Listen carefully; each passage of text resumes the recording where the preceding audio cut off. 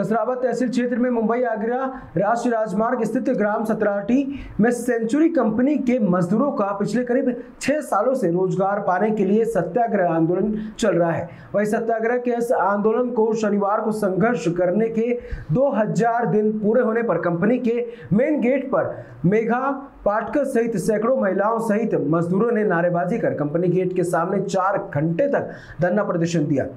मजदूरों का मामला हाईकोर्ट में विचाराधीन है, लेकिन उनको रोजगार पाने का फैसला आज तक नहीं मिल पाया है। मजदूरों का कहना है कि मिल को फर्जी तरीके से बेचा गया और हमसे रोजगार छीन लिया गया।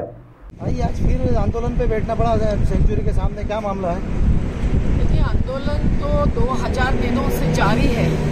ये आज का कार्यक्रम है 2000 दिन पूर्ति का, क्योंकि अक्टूबर 2017 से जब कुमार मंगलम बिरला की खरगोन जिले में मध्य प्रदेश के सतराटी गांव में स्थित 1993 से और 96 से चलती आई 2 मिल्स यार्न और डेनिम की जो टेक्सटाइल मिल्स रही है, वो बेचने की साजिश की गई।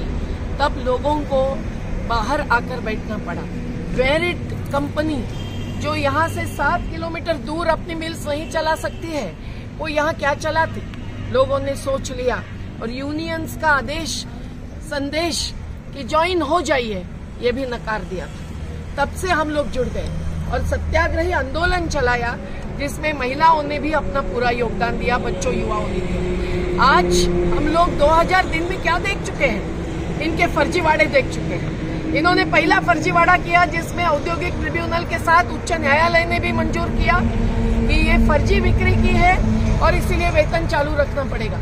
सुप्रीम कोर्ट में जाना पड़ा क्योंकि ट्रिब्यूनल में तो मिल खोलो के आदेश दिए थे, लेकिन वो नहीं मान रहे थे। उच्च न्यायालय ने बैलेंस शीट में लॉस मान लिया था, पर सुप्रीम कोर्ट ने कहा कि उच्च न्यायालय का दबाव न लेते हुए राज्य सरकार को तय करना पड़ेगा। 25O की धारा है 1947 के अमृत महोत्सवी कानून जिसको कहना चाहिए, ऐसे औद्योगिक विवाद अधिनियम की। कोई भी मिल या कारखाना बंद करना है तो राज्य सरकार की मंजूरी लेनी पड़ती है। राज्य सरकार ने मिल बंद करना सार्वजनिक हित में है या हित में, ये सोचकर ही निर्णय देना पड़ता है। इन्होंने वैसी कार्रवाई की ही नहीं। राज्य सरकार ने श्रमिकों की सुनवाई करनी होती है, वो हुई नहीं, इसलिए फर्जीवाड़ा साबित हुआ और सुप्रीम कोर्ट ने भी कहा कि वेतन चालू रखना पड़ेगा। 4 साल तक 88 करोड़ रुपया इन्होंने खर्च किया।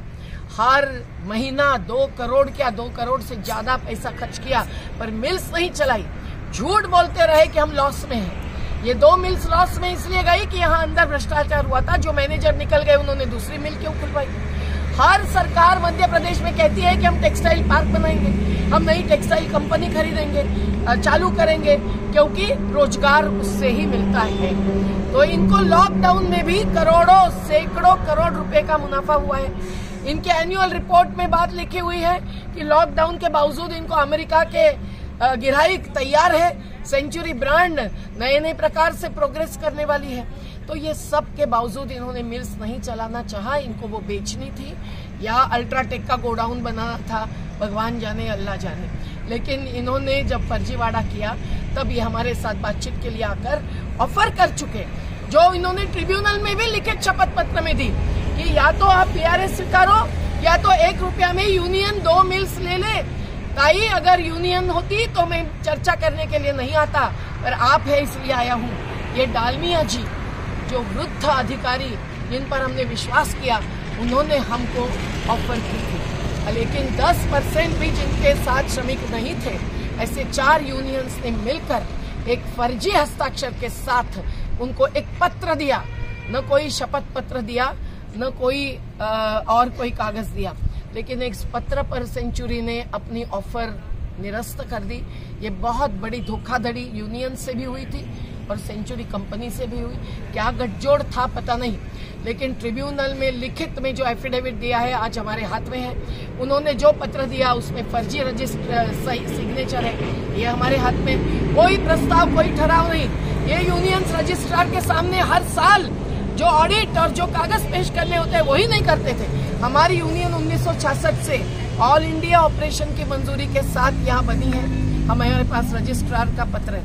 आज इन्होंने फिर से फर्जीवाड़े में मिल्स बेची है, जबकि ये प्रॉपर्टी 84 एकड़ जमीन, godowns, machinery, VIP quarter, staff के कॉलोनी, श्रमिकों की कैंटीन, वीआईपी गेस्ट हाउस, मंदिर, सब कुछ हजारों पेड़ों के साथ ये क्यों बर्बाद कर रहे हैं।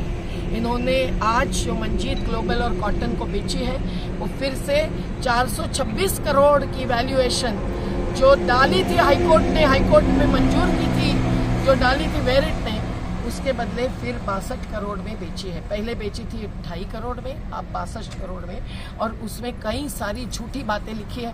मैं सब डिटेल आपको न बताते हुए कहूंगी कि रजिस्ट्रार ने भी धोखाधड़ी की है और इन्होंने भी धोखाधड़ी की है। सरकार के स्टैंप ड्यूटी की चोरी का आरोप इन पर है और लगना ही चाहिए। और आज अंदर इन श्रमिकों को जो एक्सपर्ट है, जो कुशल है, जिन्होंने ट्रेनिंग लिया है, 20-25 साल काम किया है, उनको लेने के बदले ये ठेका मजदूरों पर चलाते हैं क्योंकि इनकी मुनाफाखोरी है। आज निमरानी, पीथमपुर, सभी जगह यही हुआ है और इसीलिए ये अन्याय दूर करने के लिए आज हम लड़ रहे हैं। और हमारे श्रमिकों ने 90% से ज्यादा श्रमिकों ने, जबकि वीआरएस नकारा है तो वो उनका हक है। और इन्होंने संवाद भी तोड़ा है। क्यों संवाद तोड़ा है? कॉलोनी का पानी बिजली तोड़ी थी। कसरावत के जज साहब को धन्यवाद कि उन्होंने न्याय की बात, इंसानियत की बात सोची और पानी बिजली चालू करी।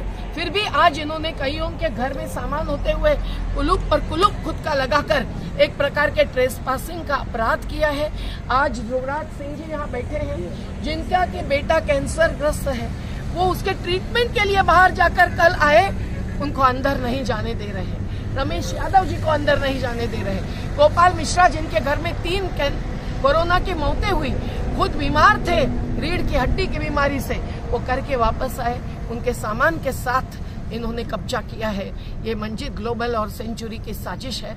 हम लोग सत्याग्रही श्रमिकों के साथ लड़ रहे हैं। आज बच्चों की शिक्षा और सब कुछ प्रभावित होते हुए खुद अपना छोटा छोटा कारोबार करते हुए भी ये संघर्ष जारी रखना जरूरी है, क्योंकि नहीं तो सभी श्रमिक स्थलांतरित मजदूर बनेंगे और गन्ने काटने जाएंगे, खेत मजदूर बन जाएंगे। ये हमें मंजूर नहीं है और मंजीत और सेंचुरी दोनों अपराधी हैं।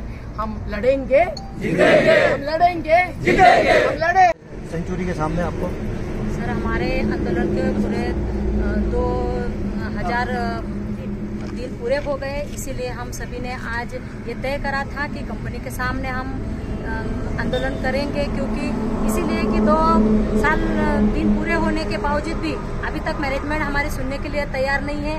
हमारे मामले सभी इधर हाई कोर्ट में, सुप्रीम कोर्ट में सभी जगह चल रहे हैं, लेकिन कोई सुनवाई करने के लिए तैयार नहीं है। इसलिए हम सभी ने यही तय किया है कि मध्य प्रदेश सरकार को यही संदेश देना चाहते हैं कि आप जल्द से जल्द इन हजारों मजदूरों का भविष्य पानी में जा रहा है। इसीलिए हम सभी ने संघर्ष के लिए ताकत से पूरा संघर्ष किया है, इसलिए कि हम लोग कि हमें रोजगार चाहिए, वीआरएस नहीं चाहिए। इसीलिए हम आज 5-6 साल से लड़ रहे हैं, क्योंकि हमारे बच्चों का भविष्य अंधेरे में जा रहा है। अच्छा, इसमें पहले वीआरएस भी लिया था कुछ श्रमिकों ने? नहीं, हमने वीआरएस की नोटिस तो लगाई थी, उनमें हमने लिया नहीं। हमने 874 लोगों को वीआरएस को नकारा है, क्योंकि हम लोग रोजगार चाहते हैं। हमने वीआरएस से 4 लाख से कुछ होने वाला नहीं है, इसलिए हमने रोजगार लिया। रोजगार के अधिकार के लिए हम लड़ रहे हैं, हमें वीआरएस नहीं चाहिए। और हम